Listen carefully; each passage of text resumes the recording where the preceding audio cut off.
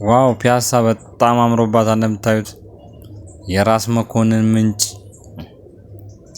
የራስ መኮንን ድልድይ በመስታወት አሁን የሚገኘው ፒያሳ አካባቢ ሲሆን የዛሬ ጉብኝታችን የሚሆነው ራስ መኮንን ድልድይ፣ ራስ መኮንን ምንጭ፣ የራስ መኮንን ግድብ እንመለከት ይሆናል። አሁን የድሮ ወርቅ ቤቶች አካባቢ ወደ ላይ ከፍ ብዬ ነው የሚገኘው። እዚህ አካባቢ የኖራችሁ ሰዎች ያው ቦታውን በደንብ ታውቁታላችሁ ብዬ ገምታለሁ። ግን ብትመጡ በእርግጠኝነት የቱ ጋር እንደነበራችሁ መለየት ራሱ አችሉም። በጣም ተቀይሯል። በጣም አምሮበታል። እንደምታዩት ስካልፕቸር ተሰርቷል። የመሮጫ ትራክ አለ፣ የሳይክል ትራክ፣ የወንዙ ዳርዳር ፕሮጀክት ተሰርቶ ወንዙም ንጹህ ነው። በጣም ነው የሚያምረው እንደምታዩት። ዋው እዚህ አካባቢ ደግሞ የግሪክ ቤተክርስቲያን አለ እንደምታዩት። ይሄ ከግሪክ ቤተክርስቲያን ፊት ለፊት ያለው ወንዙ ዳር ላይ ያለው የተሰራው ነው። የመሮጫ ትራኩም እንደምታዩት ነው። በጣም ቦታው ተቀይሯል። በጣም አምሯል። አንዳንድ በፊት የነበሩ ዛፎች ይቀራሉ እንጂ ኮምፕሊትሊ ሙሉ ለሙሉ የተቀየረው በጣም ነው የሚያምረው። ያው እንደምታዩት ፊት ለፊት ደግሞ የራስ መኮንን ድልድይ አለ። እንግዲህ የራስ መኮንን ድልድይ አብዛኞቹ የተለያየ ነገር ሲያወሩ ነበር፣ ግን የራስ መኮንን ድልድይ አሁን በአሪፍ ሁኔታ ተሰርቶ እንዲሁም ደግሞ የመስታወት ድልድይ ተጨምሮበታል። እናም ፓርኩ አራዳ ፓርክ ተብሏል። እዚያ አካባቢ ለመግባት በክፍያ ነው የሚሆነው። አሁን እኔ ለቀረጻ ነው እንጂ የገባሁት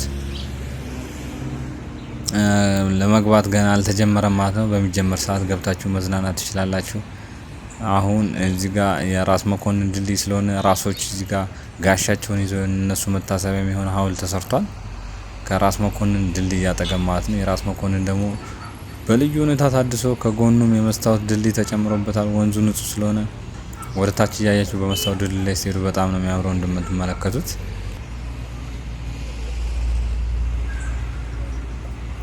ይሄ ራስ መኮንን ድልድይ ነው። ከጎኑም ሌኖች ተጨምሮበታል። ድልድዩ ሰፍቷል ማለት ነው። ታሪክ ሲወደስ እንደዚህ በጣም ደስ ይላል። ከዚህ በመቀጠል ደግሞ የምናየው የራስ መኮንን እዚያ አካባቢ ብዙ ማስታወሻዎች አሉት። ከዚህ በመቀጠል የራስ መኮንን ግድግዳ የሚባለውን ደግሞ የራስ መኮንን አፈሩ እንዳይንሸራተት ያሰሩት ሪቴኒንግ ጎል አለ። ያን ሪቴኒንግ ጎል የምንመለከት ነው የሚሆነው።